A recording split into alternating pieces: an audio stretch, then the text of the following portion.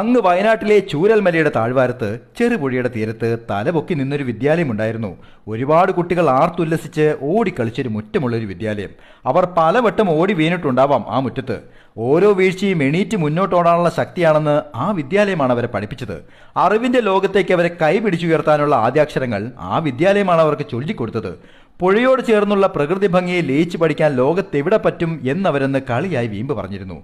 അതൊക്കെയായിരുന്നു Vellarmala government higher secondary school. വെളിച്ചവും വഴിയുമായി മാറിയ ആ വിദ്യാലയമുറ്റത്തേക്ക് ഒരിക്കൽ ഓടിക്കയറി എത്തിയത് ആരും പ്രതീക്ഷിക്കാത്ത, ആരും വിളിക്കാത്ത ഒരു മഹാദുരന്തമായിരുന്നു.